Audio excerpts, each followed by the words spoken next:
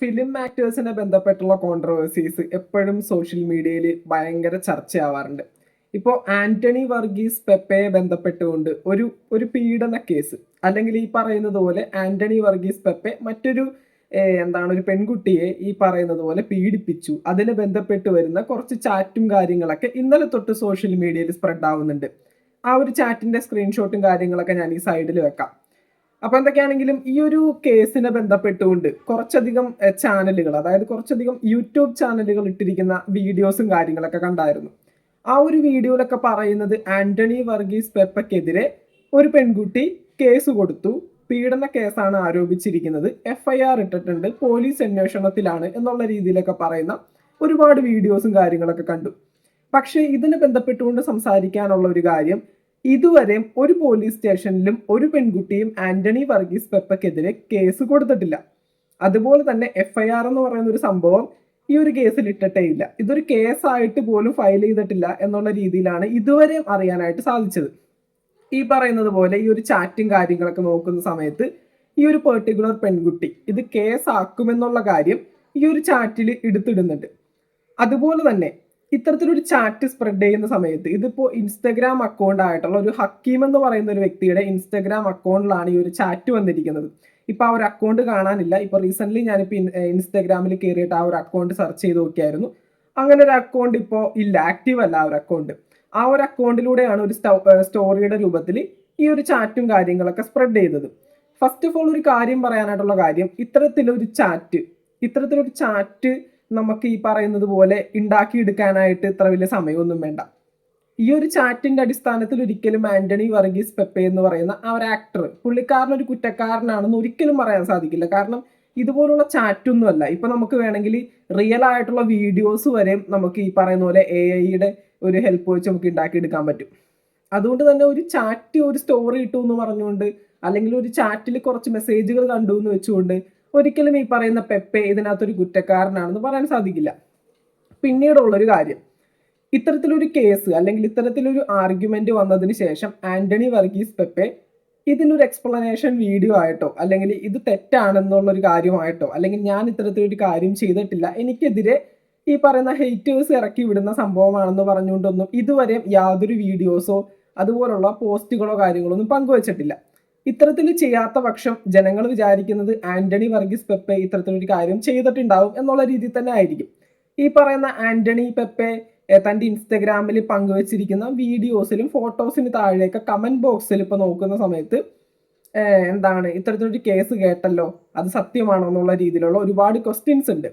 അപ്പോൾ ഇതിനൊന്നും ഇതുവരെ യാതൊരു റിപ്ലൈയും ഈ പറയുന്ന പെപ്പയുടെ ഭാഗത്തു നിന്ന് ഉണ്ടായിട്ടില്ല. അതിന് കാണുന്ന ഒരു സാധ്യത എന്ന് പറയുന്നത് രണ്ടാണ്. ഒന്ന് ഞാൻ പറഞ്ഞുതരാം. ഈ പറയുന്നത് പോലെ പുള്ളി ഒരു ആക്ടറാണ്, അത്യാവശ്യം ഈ പറയുന്ന നമ്മുടെ മോളിവുഡ് സിനിമ ഇൻഡസ്ട്രിയിൽ അത്യാവശ്യം ഒരു വാല്യൂ ഉള്ള ഒരു ആക്ടറാണ്. അതുപോലെ തന്നെ ഒരുപാട് ഈ പറയുന്ന ബിഗ് ബഡ്ജറ്റ് സിനിമകൾ ഈ പറയുന്ന ആന്റണി വർഗീസ് പെപ്പയെ ബന്ധപ്പെട്ടുകൊണ്ട് റിലീസ് ചെയ്യാനുണ്ട്. ഈ ഒരു സാഹചര്യത്തിൽ ഇത്തരത്തിലൊരു ആർഗ്യുമെന്റ് വരുമ്പോൾ തൻ്റെ സിനിമാ ജീവിതത്തെ അത് കൃത്യമായിട്ട് ബാധിക്കും എന്നുള്ളൊരു ബോധമുള്ള ഒരു ആക്ടർ ആയതുകൊണ്ട് തന്നെ ഈ പറയുന്ന പെപ്പെ ലീഗലി മൂവ് ചെയ്യാനായിട്ടുള്ള സാധ്യതയുണ്ട്. ഈ പറയുന്ന പെപ്പയുടെ ഭാഗത്ത് മിസ്റ്റേക്ക് ഇല്ല എങ്കിൽ ഇത്തരത്തിൽ സ്പ്രെഡ് ചെയ്യുന്ന ന്യൂസുകൾക്കെതിരെയും ഇത്തരത്തിൽ സ്പ്രെഡ് ചെയ്യുന്ന ചാറ്റുകൾക്കെതിരെയും കൃത്യമായിട്ട് ലീഗലി മൂവ് ചെയ്ത് അതിൻ്റെതായിട്ടുള്ള തീരുമാനങ്ങൾ എടുക്കാനായിട്ട് സാധ്യതയുണ്ട്. പിന്നീട് അതുപോലെ തന്നെ ഒരു സാധ്യതയുള്ള ഒരു കാര്യം, ഇത്തരത്തിലൊരു കാര്യം ആന്റണി വർഗീസ് പെപ്പയുടെ ഭാഗത്ത് നിന്ന് ഉണ്ടായിട്ടില്ലെങ്കിൽ, പുള്ളിക്കാരന് ഇത് അറിഞ്ഞിട്ട് പോലും ഇല്ലെങ്കിൽ ഈ ഒരു കാര്യത്തിൽ സംസാരിക്കേണ്ട, അല്ലെങ്കിൽ ഈ ഒരു കാര്യം വെറുതെ സംസാരിച്ചുകൊണ്ട് തൻ്റെ സമയം വേസ്റ്റ് ആക്കണ്ട എന്നുള്ള രീതിയിൽ പുള്ളി ചിന്തിക്കുന്നത് കൊണ്ടായിരിക്കാം ഇതിനെ ബന്ധപ്പെട്ടുകൊണ്ട് വീഡിയോസും കാര്യങ്ങളൊന്നും പുള്ളിയുടെ ഭാഗത്തുനിന്ന് വരാത്തത്. ഇത് രണ്ടുമാണ് ഇതിനകത്ത് സാധ്യത എന്ന് പറയുന്നത്. ഒരിക്കലും നമുക്ക് ഈ ഒരു സമയത്ത് ആന്റണി വർഗീസ് പെപ്പെ എന്ന് പറയുന്ന ആക്ടർ ഒരു പെൺകുട്ടിയെ പീഡിപ്പിച്ചു എന്ന് പറഞ്ഞുകൊണ്ട് വീഡിയോസ് ഇടാനായിട്ട് സാധിക്കില്ല. കാരണം ഈ ഒരു സമയത്ത് ഈ ഒരു ചാറ്റിന്റെയും ഇത്തരത്തിലൊരു സ്ക്രീൻഷോട്ടിന്റെയൊക്കെ അടിസ്ഥാനത്തിൽ ഒരു വ്യക്തിയെ അത്തരത്തിൽ പറയാൻ പാടില്ല. അത്തരത്തിൽ പറഞ്ഞ് വീഡിയോസ് ഇട്ടിരിക്കുന്ന ഒരുപാട് ഇൻസ്റ്റഗ്രാം വീഡിയോസും യൂട്യൂബ് അക്കൗണ്ടുകളും ഞാൻ കണ്ടായിരുന്നു. അതുപോലെ ഒരിക്കലും ചെയ്യാൻ പാടില്ല. കാരണം ഈ പറയുന്നത് പോലെ ആന്റണി വർഗീസ് പെപ്പയ്ക്കെതിരെ കേസ് എടുത്തു, FIR ഇട്ടിട്ടുണ്ട്, പീഡന കേസാണ് എടുത്തത്, ഒരു പെൺകുട്ടി പരാതി കൊടുത്തിട്ടുണ്ട് എന്നൊക്കെ പറയുന്നത് ഒരു അടിസ്ഥാനമില്ലാത്ത കാര്യങ്ങളാണ്. ഇത്തരത്തിൽ ഒരു കേസും ഒരു പോലീസ് സ്റ്റേഷനിലും ഇതുവരെ ഫയൽ ചെയ്തിട്ടില്ല. അതുപോലെ തന്നെ എവിടെയും ഇതിനെ ബന്ധപ്പെട്ടൊരു FIR അല്ലെങ്കിൽ ഇതിനെ ബന്ധപ്പെട്ടുകൊണ്ട് ഒരു അന്വേഷണമോ ഈ പറയുന്ന ആന്റണി വർഗീസ് പെപ്പയെ ബന്ധപ്പെട്ടുകൊണ്ട് ഒരു പോലീസ് സ്റ്റേഷനിൽ നിന്നും ആരും ഒന്നും ചെയ്തിട്ടില്ല ഇതുവരെ. അത്തരത്തിലൊരു കേസ് ഒരു സ്റ്റേഷനിൽ പോയിട്ടുമില്ല. ജസ്റ്റ് ഒരു ഇൻസ്റ്റാഗ്രാം അക്കൗണ്ടിൽ എന്താണ് ഇത്തരത്തിൽ വന്ന ഒരു സ്റ്റോറിയുടെ അടിസ്ഥാനത്തിൽ ഒരു വ്യക്തിയെ നമുക്ക് ഒരിക്കലും ഇങ്ങനെ അടച്ചാക്ഷേപിക്കാനോ അദ്ദേഹം ഇത്തരത്തിലൊരു തെറ്റ് ചെയ്തു എന്ന് പറയാനോ സാധിക്കില്ല. അപ്പോൾ അതിൻ്റെതായിട്ടുള്ളൊരു മാന്യത എല്ലാവരും കീപ്പ് ചെയ്യുക. സോഷ്യൽ മീഡിയയിൽ വീഡിയോസ് ഇടുന്നതും റീച്ച് ഉണ്ടാക്കുന്നതൊക്കെ ഈ പറയുന്ന കൊമേഴ്ഷ്യൽ ആയിട്ടുള്ള ഒരു ഇൻകത്തിന് വേണ്ടിയും അവരുടെ ആ ഒരു റീച്ചിനും ഹൈപ്പിനൊക്കെ വേണ്ടി തന്നെയാണ്. പക്ഷെ അതിനു വേണ്ടി ഇത്രയും റെപ്യൂട്ടഡ് ആയിട്ട് അല്ലെങ്കിൽ നമ്മുടെ മോളിവുഡ് സിനിമ ഇൻഡസ്ട്രിയിൽ ഇത്രയും എന്താണ് ആ ഒരു ടാലന്റഡ് ആയിട്ടുള്ള ഒരു ആക്ടറിനെ അങ്ങനെ ഒരിക്കലും അദ്ദേഹത്തിന്റെ ജീവിതം ഇല്ലാതാക്കുന്ന രീതിയിൽ ഒരു കാര്യങ്ങളും നമ്മൾ സോഷ്യൽ മീഡിയ ബന്ധപ്പെട്ടുകൊണ്ട് ചെയ്യാൻ പാടില്ല.